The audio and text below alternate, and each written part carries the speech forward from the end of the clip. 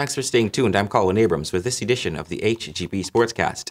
As the road to Mecca 4 continues, teams continue to stamp their superiority over the rest. Sunday night's games produced wins for the Cobras, Raiders and Ravens. But it was the Ravens-Bulls game that had fans at the edge of their seats. Here's more.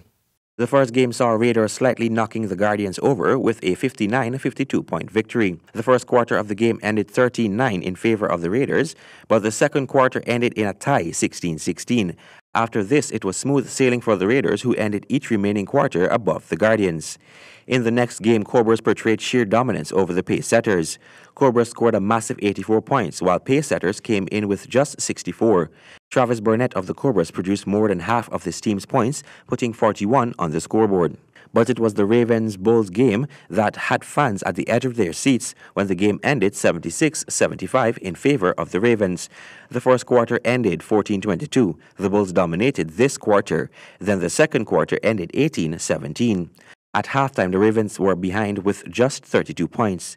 The Bulls had a 7-point lead. All this came crashing down in the third quarter when the Ravens ended the quarter 24-21, still trailing behind the Bulls. It was in the final quarter that the Ravens decided to pick the pace up and put pressure on the Bulls' defense, which cracked. But they still managed to keep the point gap at just 1 point before the game ended. Quite an exciting night of basketball there. Now we turn our attention to the GFF. The Guyana Football Federation, partnering with Corona Beer, is keeping the game of football in Guyana alive and continuing the tradition during the holiday season. Launched the GFF Super 16 Year-End Classic. The knockout football tournament is scheduled to commence this Friday, December 15, and will wrap up with a grand finale and a third-place playoff on Monday, January 1, 2018. It will feature 10 elite clubs, 5 of the country's top non-elite clubs, and an indigenous all-stars team. The venues for the matches are yet to be determined by the GFF.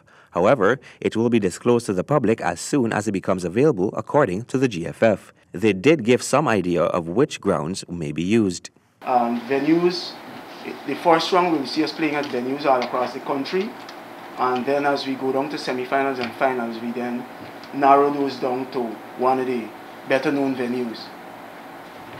Therefore, we can see matches being played at Mackenzie Sports Club ground, the Denham Community Center ground, at Borby's, the number 5 ground, in Georgetown, the Tocqueville ground, possibly the GDF ground, to try to get a spread, and even the Buxton Community Center ground on the east coast of Demerara, to ensure we have. Ian Alves, competitions director of the GFF.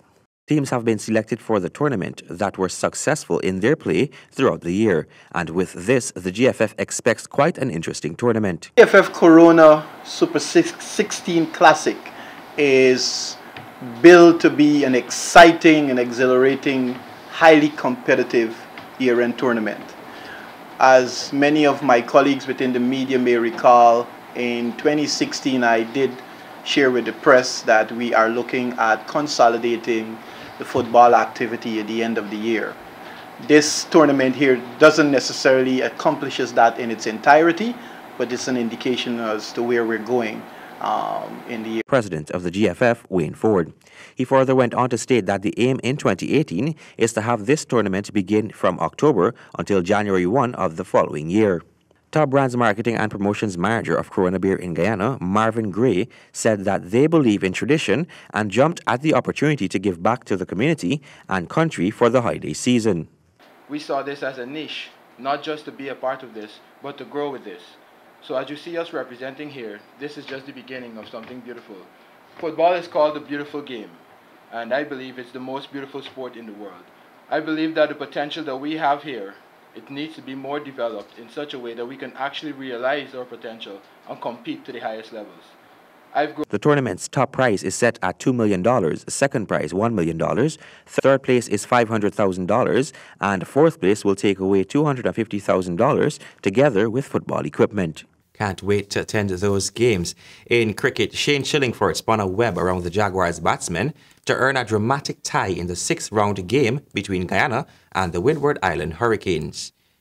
It was the first time in the 152-year history of Windy's first-class championship that a match ended in a tie. That took place on Sunday when the Guyana Jaguars tied with the Windward Island in the 6th round of the Digicel Regional 4-Day Tournament at the National Stadium, Providence. Windward Islands batted first and were bowled out for 117 on the first day in 54.3 overs. Pamal took 5 of those wickets. In the Jaguars' reply, they posted 194 with a lead of 77 runs. In the Windward second innings reply, they were 127 for 6 on the second day, with a lead of 50 runs. They were eventually bowled out for 241 on the third day, with Jaguars having over a day and a quarter to get 164 runs, and an impressive bowling attack by the Windwards kept the Jaguars at bay. Vishal Singh, unbeaten on 48 at the start, carried Jaguars' hope of victory, but he was LBW to Shane Shillingford in the 5th over of the morning for a top score of 56 with 47 needed. Wicketkeeper Anthony Bramble then led the Jaguars batting, but the Volcanoes continued to apply the pressure, which yielded the scalps of Sharfan Rutherford for 2 and Kimo Paul for 3. Bramble continued to keep the scoreboard ticking, but Shillingford held a return catch to dismiss Versami Parmal and had Godish Moti caught at slip in the space of 3 balls in his 16th over, leaving the Jaguars needing 7. Fast medium bowler Kyle Mears conceded 4 from his next over and Shillingford 2 from the first ball in the following over before he dramatically trapped Bramble LBW with just 1 run needed for victory. For the HGP Sportscast, I'm Stanford Howard. Thank you, Stanford. The Kiwis are in a commanding position on day 3 as the Windies' batting continues to fail in the second test at Hamilton. Stanford Howard reports. The Windies' hope of redemption in the second test against New Zealand is fading as the Kiwi takes command of the game. The Windies batted poorly in their first innings reply to the Kiwis' score of 373, ending their innings on 221 all out. New Zealand then added 291 runs for 8 declared just after the drinks break on the third day and placed the West Indies in.